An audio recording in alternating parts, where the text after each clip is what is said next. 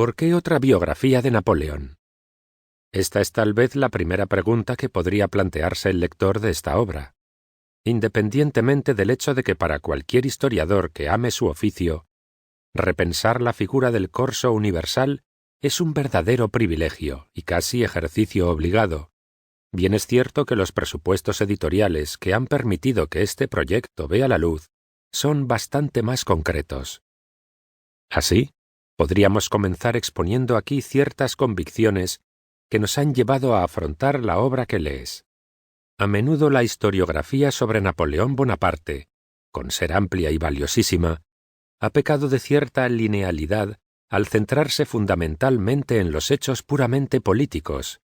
permitiendo sólo espacios residuales para otros aspectos que, pudiendo parecer meramente anecdóticos,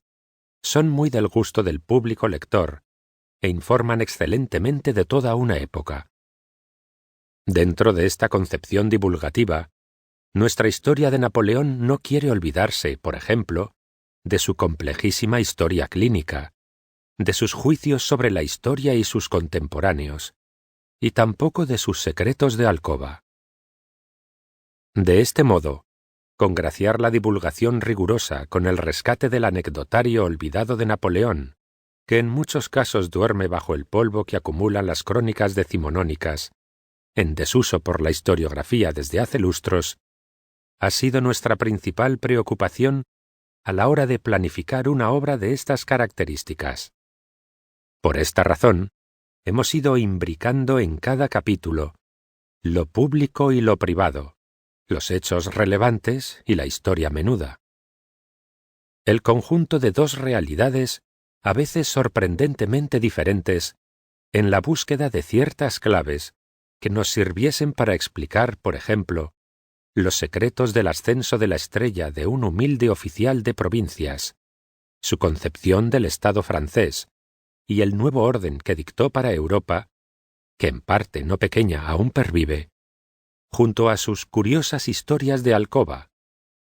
cortejando a damas de extracción e intereses tan divergentes como Désirée Clary, Josefina de Beauharnais, María Walewska, la inaccesible Madame Récamier, o la emperatriz María Luisa, o los detalles con pinceladas trágicas de sus últimos años en Santa Elena, donde murió, para unos de puro agotamiento o envenenado con el cruel arsénico para otros. Hemos querido también acercarnos a facetas muy significativas del carácter de un emperador que nunca dejó de ser del todo aquel pequeño corso atrabiliario, incapaz en el fondo de saber vestirse correctamente para la ocasión de su propia coronación, donde, según Stendhal, se dice que lucía un manto perteneciente a la dinastía de los Valois, una corona de laurel, el cetro de Carlomagno y las sandalias de un revolucionario. El aliño indumentario de un provinciano, naturalmente.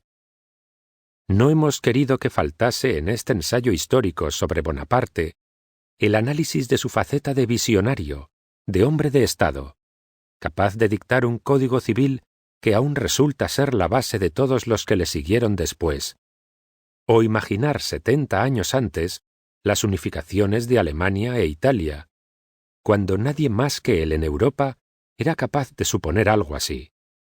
Tampoco la de hombre pragmático, hijo de la Revolución, y a la vez consciente de sus excesos y hasta cursilerías, como aquello de la diosa razón, o los estrafalarios nombres otorgados a los meses del nuevo calendario. De ahí aquella célebre conclusión, ejemplo evidente de su fino utilitarismo político, al establecer el concordato con el Papa de Roma. Una nación debe tener una religión,